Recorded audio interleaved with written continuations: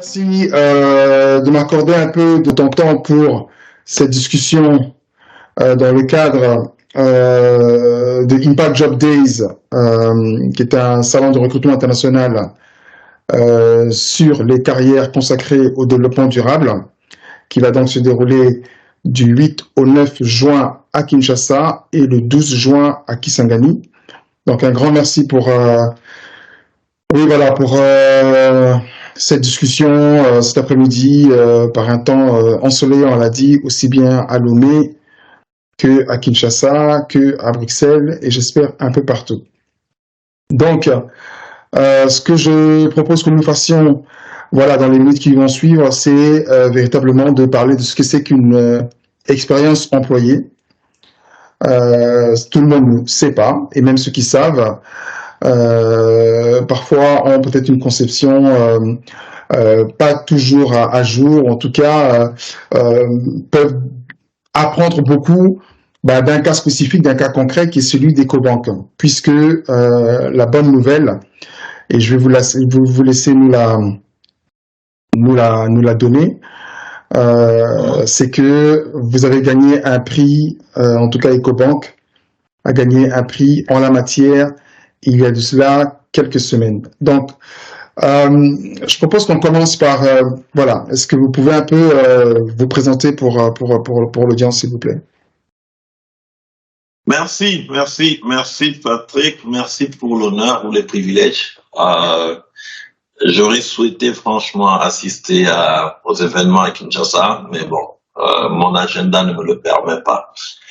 Bref présentation, donc c'est Yves Maïlamene, je suis de la RD Congo,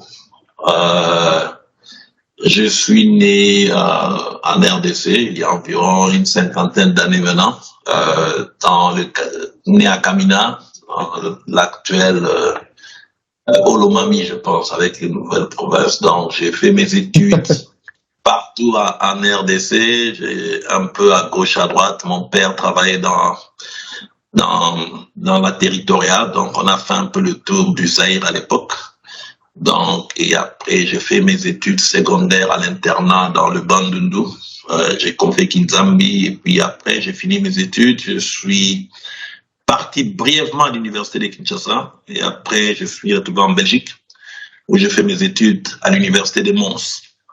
Et juste après mes études, j'ai fait une spécialisation et j'ai eu la chance de rentrer travailler au pays directement. Donc, j'ai commencé ma carrière à la British American Tobacco comme young graduate. Donc, j'ai fait quelques années. Après, je suis parti en expatriation. Je travaillais un peu en Suisse, un peu en Côte d'Ivoire, au Sénégal, où j'étais le responsable des ressources humaines pour BAT, pour cette partie de l'Afrique. Et ensuite, j'ai rejoint les telcos. J'ai rejoint le groupe Celtel à l'époque. J'ai travaillé un peu à Amsterdam où on gérait l'Afrique de là-bas. Et ensuite, avec le changement d'actionnariat, on s'est retrouvé à Nairobi où je gérais l'Afrique francophone et ensuite toute l'Afrique dans les ressources humaines. Donc, j'ai fait les telcos. Et finalement, j'ai été débauché pour travailler dans la banque où je suis depuis quasiment une dizaine d'années maintenant. M'occupe de tout ce qui est gestion du capital humain pour le groupe EcoBank. Donc, je suis le directeur de ressources humaines pour le groupe EcoBank qui est présent physiquement dans 36 pays à travers le monde. Sur quasiment toute l'Afrique subsaharienne, nous avons des banques. Aujourd'hui, nous représentons, je pense, la plus grande banque africaine en termes de ce qu'on dit en anglais footprint. Donc, on a un personnel d'environ 14 000 employés directs. Couverts à travers le monde, avec des bureaux de représentation en France, en Angleterre, en Chine. Et nous essayons de perpétrer la vision des pères fondateurs de cette institution, c'est contribuer à l'intégration financière de l'Afrique en fournissant aux Africains des produits financiers des classes mondiales à des prix qui peuvent se le permettre. Donc voilà un peu la vision, la mission pour l'institution pour laquelle je travaille. Donc passionné des ressources humaines, chasseur de talents, j'ai fait toute ma carrière dans les ressources humaines. Quoique je n'ai pas fait ma formation académique en ressources humaines, donc j'ai fait les ressources humaines on the job. D'accord. Et véritablement congolais, de cœur, des pères et des mères, comme on dit. Mais j'ai fait toute ma carrière quasiment en dehors de mon pays. Donc voilà un peu brièvement ce que je peux dire de moi-même. D'accord. Ok, donc EcoBank, ça représente combien d'employés globalement? 14 000 employés à 14 000 travers employés. l'Afrique, le bureau des représentations, nous sommes dans le monde. D'accord. Et à peu près combien de nationalités alors? À peu près. On en compte environ 44 nationalités. 44 nationalités. D'accord. Et en termes de répartition homme-femme, comment ça se... C'est quoi la répartition homme-femme à ces jours est de, je dirais, 47-53 à travers % des hommes et 47% des femmes à travers le monde. Mais bon, cette répartition, c'est quand je prends toute la population, donc tous les personnels. Mais on remarque que plus vous montez dans la hiérarchie, ça a tendance à avoir un peu plus des hommes que des femmes. Oui. Si je prends rien que le management des différents pays, y compris le management du groupe, tous ensemble, ça me fait 70% des hommes et 30% des femmes.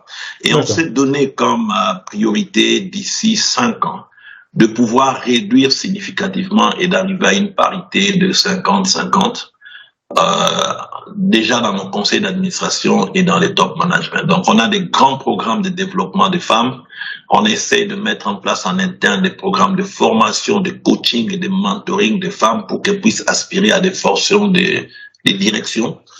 Et nous mettons en place aussi des formations. Mais aujourd'hui, dans notre politique, pour les recrutements de DG à compétences égales, sans pouvoir faire des compromissions, la préférence est donnée aux femmes pour pouvoir améliorer notre ratio de genre, en fait.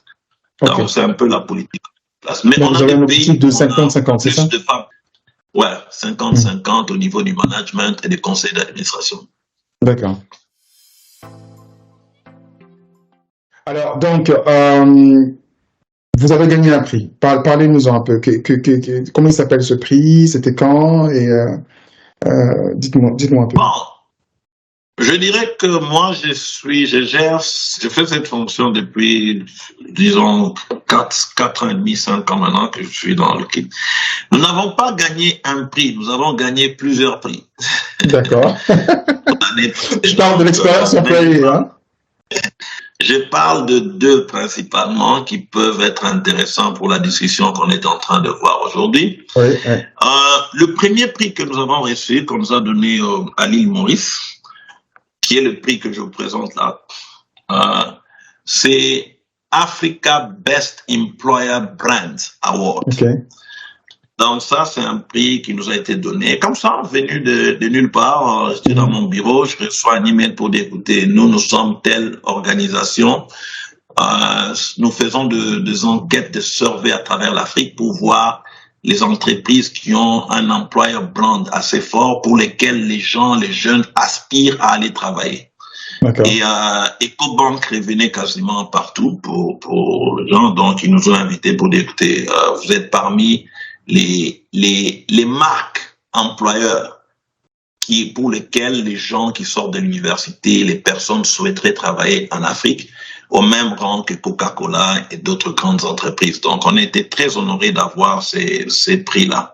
Et puis, juste après quelques mois, mais ça, par contre, c'était un prix pour lequel on avait été approché par une organisation qui s'appelle Best Place to Work pour dire qu'ils font des enquêtes. Notre nom revient régulièrement, mais ils aimeraient valider ce qu'ils entendent dehors en faisant des enquêtes en interne aussi pour avoir exactement le feedback de nos employés en interne, parce que le feedback qu'on reçoit dehors est bien. Ils ont aussi fait une enquête anonyme, sur des filiales qu'ils ont sélectionnées eux-mêmes, et pour finalement nous donner le prix de One of the Best Place to Work in Africa. So, les Best Place to Work récompensent un peu l'investissement qu'on a fait dans les procédures, les outils de gestion du capital humain, dans la gestion de l'engagement de nos employés, qui s'est traduit par un fait que on est reconnu comme une place ou un environnement où les talents peuvent s'exprimer et éventuellement fournir tout leur potentiel, et qui est un endroit qui attire les gens parce que l'expérience, les feedbacks qu'on donne et que les procédures de gestion des ressources humaines, les procédures de l'environnement de travail, c'est quelque chose qui est bien, pour lequel quelqu'un aspirerait faire sa carrière.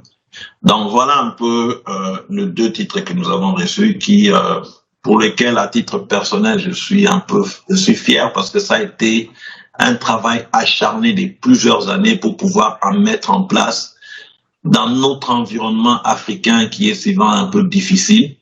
Ouais. Des méthodes de gestion du capital humain qui sont modernes et qui essaient de mettre un peu d'objectivité dans tout ce que nous faisons, et faire en sorte que quand quelqu'un se lève chez lui et qu'il vient travailler pour nous, il est motivé, il est content, et quand il arrive, il sort de son travail, il est éventuellement aussi rémunéré de manière appropriée par rapport à la contribution que la personne a fournie au sein de l'organisation.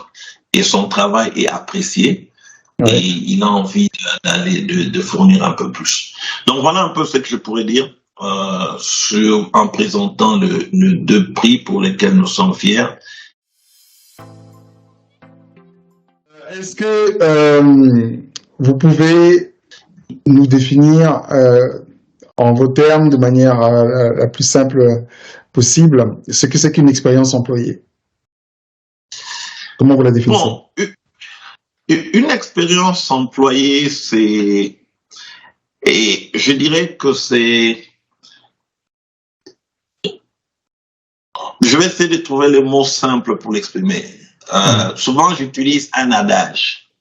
C'est-à-dire que, en anglais, on dira le journey, le voyage, si je peux me permettre. C'est ça, la trajectoire, la trajectoire, l'itinéraire.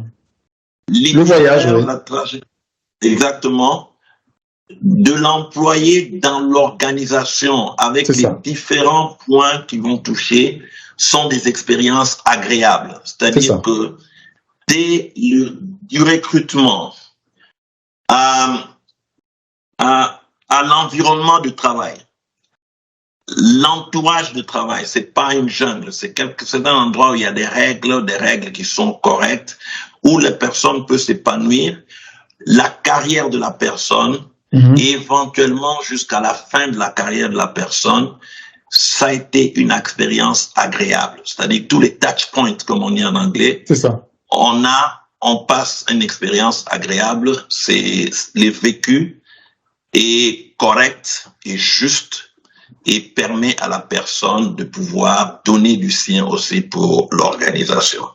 Et en d'autres mots, je dirais, c'est quelqu'un, quand il saute de son lit le matin, il est content d'aller rencontrer les collègues avec qui il prend du plaisir.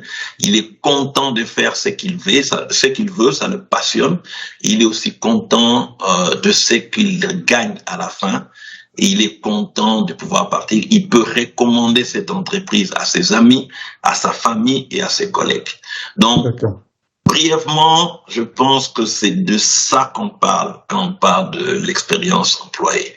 C'est un environnement de travail où les différentes étapes de la trajectoire de l'employé, aux différents points de touche, l'expérience est agréable.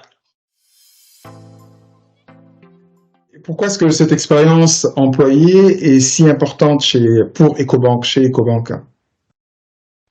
Bon, je dirais, vous savez, nous sommes dans une banque, c'est une institution de service. Okay? C'est une institution de service. C'est une industrie qui est fortement régulée, pour lequel, en termes de produits que nous proposons à nos clients, en termes des tarifications que nous proposons sur le produit, souvent, c'est des choses qui nous sont imposées et qui sont le même. D'une banque à une autre. Ouvrir un compte à Ecobank, ouvrir un compte ailleurs, souvent même le prix est le même, le tarif est le même, c'est fixé par les régulateurs. La différence dans ces métiers, c'est fait par le cœur. Comment la personne doit vendre ses produits le fait. C'est ce qui va faire que Patrick aille vers, je sais pas moi, une autre banque plutôt que l'Ecobank. OK?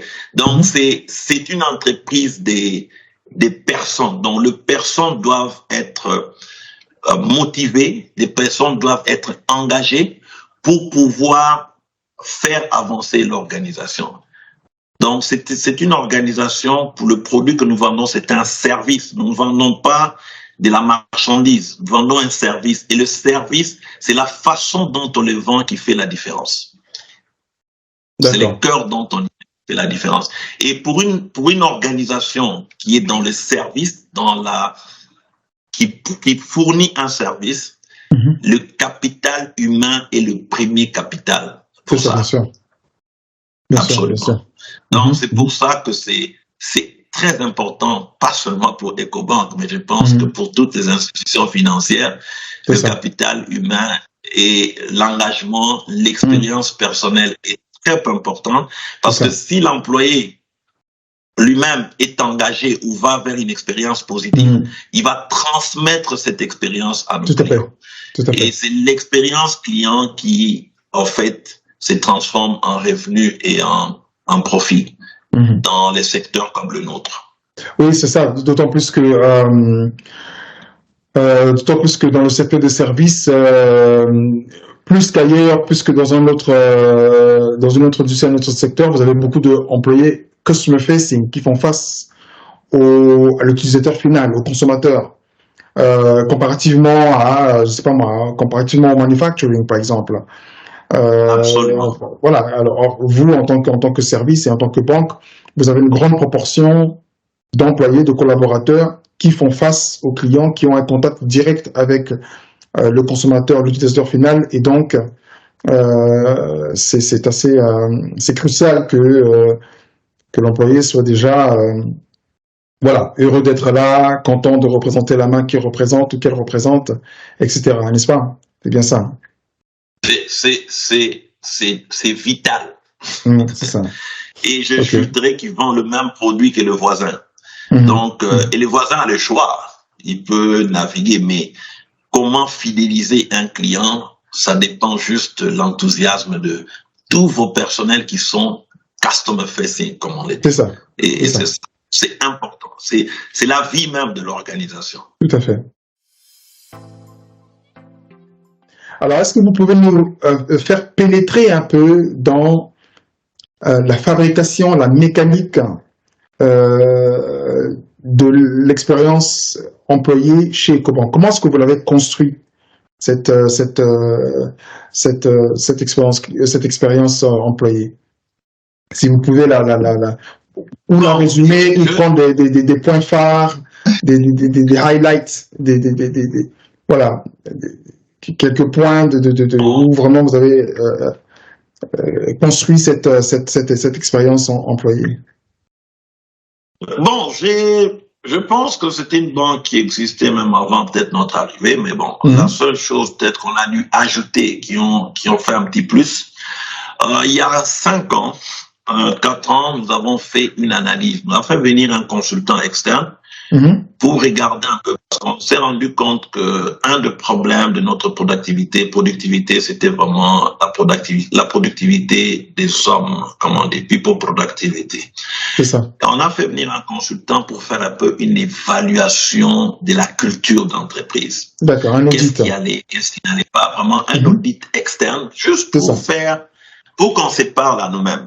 Oui, et après ça, l'audit nous a relevé quand même, il y avait des gaps à gauche, à droite. On a mis en place, je me rappelle très bien, un forum où on a pris les gens à tous les niveaux de l'organisation, à différents niveaux. On les a réunis quelque part, différents groupes, où il y avait les chefs, il y avait les caissiers, il y avait les grands patrons, il y avait tout le monde. Écoutez, aujourd'hui, on va se dire les vérités pour dire qu'est-ce qui va, qu'est-ce qui ne va pas, pour essayer de définir ce qu'on appelle nos valeurs. D'abord, c'était le point de départ. C'est quoi nos valeurs? D'accord. Qu'est-ce que, si on parle d'un éco-banquier, quelle est la situation de lui? Qu'est-ce qu'on souhaiterait qu'on dise de nous quand on nous voit? Et on a défini des values qu'on a mis dans un acronyme qu'on appelle RECIT, en anglais, accountability, teamwork, responsibility, excellence, tout ça. Une fois qu'on a défini nos valeurs, vraiment de manière formelle, pour dire voilà, ça doit être notre ADN. Voilà. Et après ça, on a commencé à mettre en place toutes nos policies, toutes nos pratiques, nos règlements intérieurs alignés aux valeurs qui ont été définies. Ok, pour dire voilà, quand on recrute quelqu'un, on devra recruter quelqu'un qui a les valeurs que nous avons. Voilà comment nous allons les tester.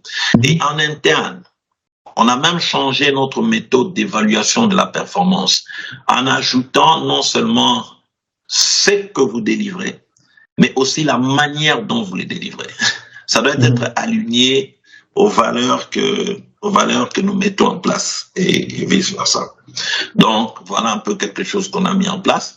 Et en changeant toutes nos policies qui vont jusqu'à la disciplinary policy en mettant en place ces pratiques.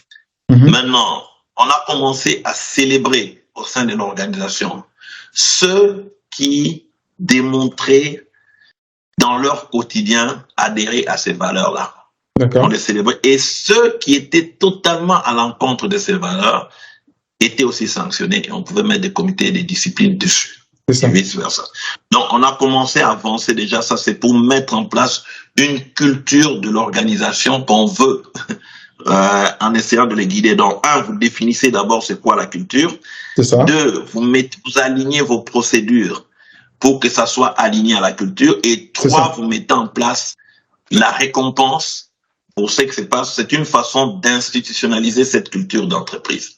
Maintenant, après, il faut aussi moderniser les outils de gestion des ressources humaines.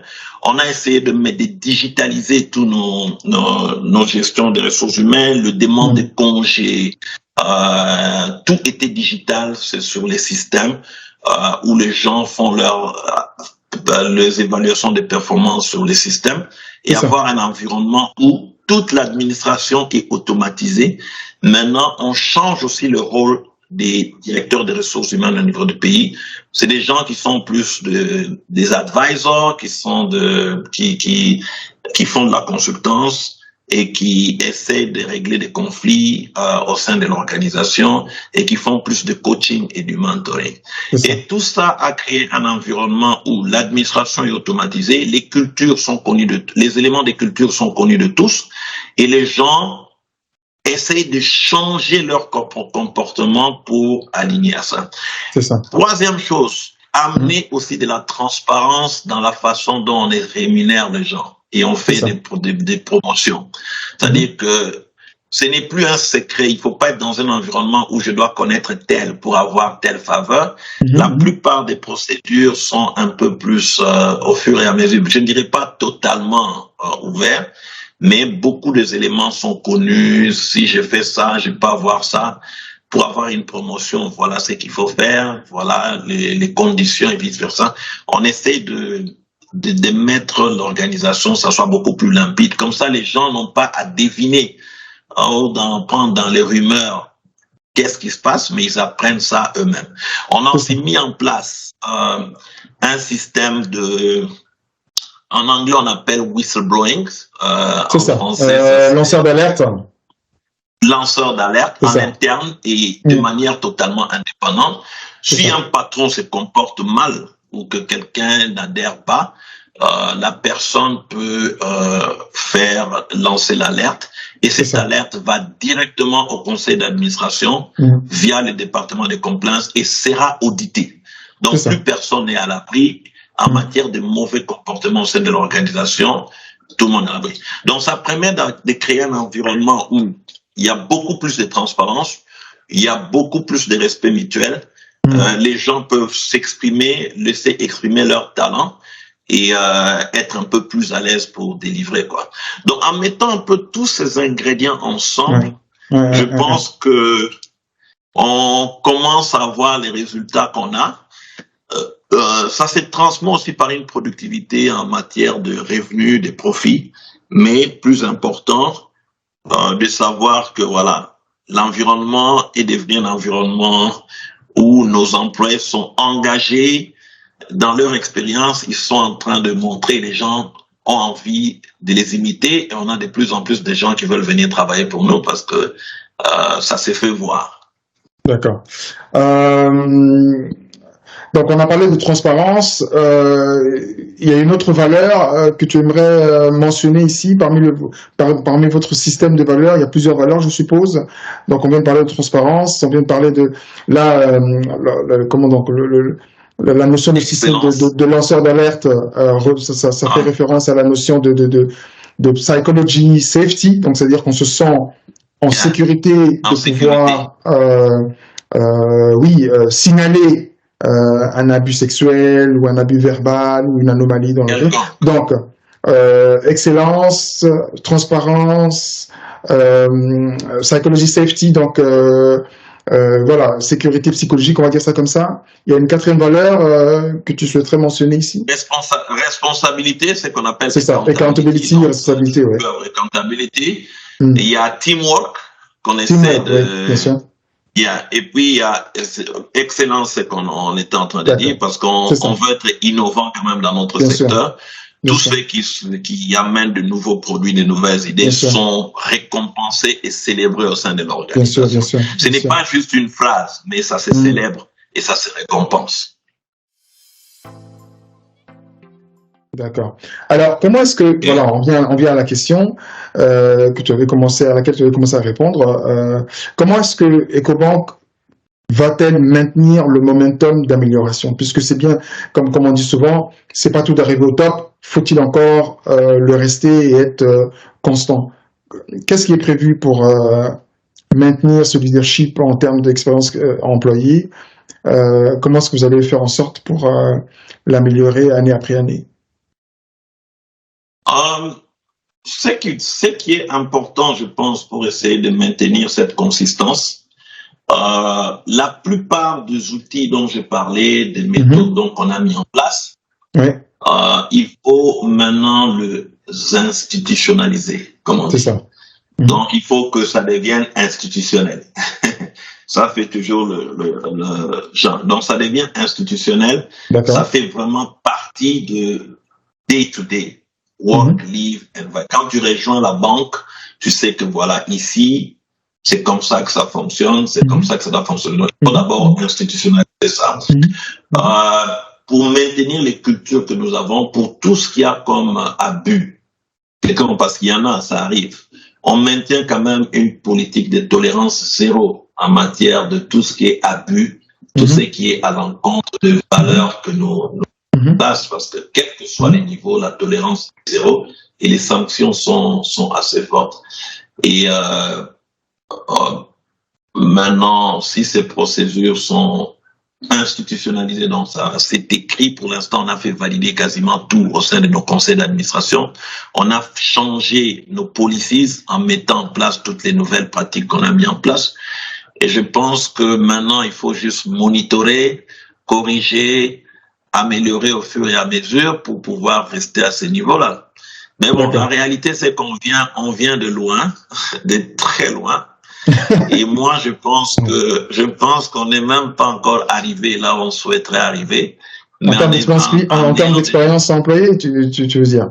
Oui, on a encore des domaines où, on a des domaines, l'expérience employée avance, mais on a encore des domaines où on doit corriger, des pays on n'est pas tous au même niveau. C'est ça. On a des pays où on a encore beaucoup de problèmes qui sont liés à l'environnement, à la culture et aussi peut-être à l'implémentation de certains changements qu'on est en train de faire. Donc, la consistance doit être totale au sein de l'organisation. On travaille sur plusieurs pays, plusieurs lois de travail, plusieurs réglementations. C'est pas la même chose. L'Afrique n'est pas un pays.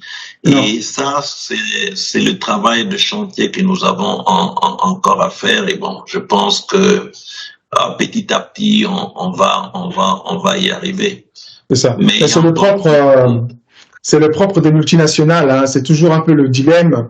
Est-ce que on va vers une standardisation de ce genre de système à travers les pays, à travers les cultures, à travers les géographies, à travers les configurations finalement? Est-ce qu'on standardise tout, ou alors est-ce que on laisse un degré d'adaptation par rapport au contexte qu'on trouve localement dans certains pays? Donc c'est un peu c'est un peu le dilemme de quasiment toutes les multinationales. Moi, je connais des cas où voilà, la multinationale va essayer de définir un socle fondamental sur lequel tout le monde doit être d'accord, et puis après définir une certaine marge où chacun peut jouer avec son contexte. Hein. Il y a des pays où on ne peut pas atteindre 50% de femmes et 50% d'hommes, tout simplement parce que ce pourcentage-là n'est déjà pas existant au niveau des formations, mais pas de la formation dans l'entreprise, la formation dans le système scolaire, dans le système universitaire. Il y a moins d'accès pour certaines populations marginalisées que pour d'autres. Et donc, ça fait que, au final, sur le marché de l'emploi, il y a intrinsèquement moins de femmes. Et donc, on peut pas, comment je veux dire ça, une entreprise aura du mal à avoir 50% de femmes et 50% d'hommes si elle ne trouve pas sur place la masse critique de femmes. Quelle est la vision d'EcoBank, par exemple, pour l'Afrique, pour le consommateur africain? Mon premier élément dont je pense que c'est ce qui m'a fait venir moi à EcoBank. OK? C'est une banque créée avec une vision et une mission qui est noble pour nous les Africains. C'est ça. C'est une banque qui a été créée pour aider à l'intégration financière de l'Afrique. D'accord. Créée par les Africains pour l'Afrique, pour travailler en Afrique. Qui est présente quasiment dans tous les pays africains, même là où il y a des problèmes. C'est ça. Et qui croient à l'Afrique. Et je pense que les pères fondateurs ont créé cette banque pour pouvoir un peu avoir l'alternative aux banques occidentales qui n'allaient pas partout où ils voulaient faire les affaires. Donc, une banque créée par les Africains pour aider à l'intégration financière de l'Afrique. Nous sommes la première banque en Afrique de l'Union africaine. Nous travaillons avec eux, nous travaillons avec d'autres. Mais c'est ça notre vision. Vous allez voir que nous sommes quasiment partout en Afrique subsaharienne. Ça a été créé par les Africains, c'est géré par les Africains et on essaie de faire venir les Africains talentueux qui croient en cette vision-là et qui espèrent mettre cette vision en pratique. Et avoir une banque de classe mondiale en Afrique qui essaie d'aider les Africains. Donc ça, c'est la première chose. Deux, je dirais que c'est une banque qui adopte des méthodes modernes de gestion, qui fournit des produits de qualité moderne, qui travaille avec les standards internationaux. Ça, c'est deux. Et trois, c'est une banque qui fait la promotion des cadres africains, parce que ça a été créé par les Africains, et qui donne la chance aux Africains de pouvoir développer leur potentiel, de pouvoir exprimer leur potentiel et pouvoir grandir et occuper de hautes fonctions sans comment on appelle ça, un glass ceiling, hein, comme on dit. C'est ça, sans qu'il y ait une limite, sans qu'il y ait de contraintes particulières. Ton talent peut exprimer. Et deux, on a l'opportunité d'avoir une carrière internationale en Afrique et découvrir le continent, c'est déjà bien. Et comment je dirais, et de faire quelque chose qui peut avoir un impact réel sur le développement de notre pays. Et aussi avoir une bonne carrière, une bonne formation, parce que nous avons un centre de formation, nous formons des jeunes sans expérience à devenir des banquiers de classe mondiale. Et dans un environnement challengeant comme l'Afrique. Bien sûr. Donc ça serait ce que je dirais aux jeunes de venir travailler pour EcoBank. Ok, Monsieur Yves, un grand merci de nous avoir accordé un peu de votre temps aujourd'hui. C'est vraiment très très important. Ça compte vraiment beaucoup pour Impact Job Days en tant que salon de recrutement et donc tous ces jeunes diplômés, 3 ans d'expérience, 5 ans d'expérience, PhDs, Masters, d'avoir donc accès à cette vision que vous avez d'EcoBank, à ces opportunités-là et à cette mission. Hein. C'est vraiment très important pour nous tous. Hein. Donc vraiment, en tout cas, un grand merci de nous avoir fait découvrir qui est EcoBank, ce que EcoBank essaie de faire. Et encore une fois, toutes mes félicitations pour les différents prix. Et j'espère qu'il va encore y en avoir d'autres très importants. Est-ce que vous avez un mot de la fin pour notre audience à Kinshasa et ailleurs, dans toute l'Afrique? En tout cas, je pense que ces genres de forums, c'est très bien pour pouvoir partager nos expériences et surtout pour pouvoir partager aux jeunes que you can do it. C'est quelque chose que vous pouvez faire. En étant discipliné, en étant travaillant dur, je pense qu'on peut changer l'environnement autour de nous, on peut créer des institutions et on peut le gérer. L'exemple de là où je travaille, c'est quelque chose que les Africains ont créé. Ça n'a pas été créé par des Occidentaux, ça a été créé par des Africains et c'est quelque chose.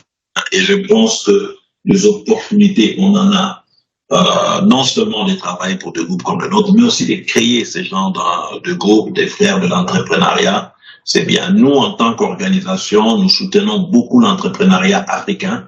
On a des programmes, surtout pour les femmes entrepreneurs. Nous avons des programmes élevés, par exemple, ou éleveurs pour le dame en français, pour lequel nous croyons à la création des entreprises africaines par les Africains. Il faut simplement se former, il faut avoir le courage et il y a des moyens de financement qui sont là pour nous aider. En tout cas, l'avenir est là pour nous. Je pense qu'on doit juste ouvrir les yeux et être un peu plus entreprenant et surtout discipliné, sérieux dans notre travail. Et nous former aussi, c'est important. Ok. Merci en tout cas, Monsieur Yves, et à très bientôt alors. Merci.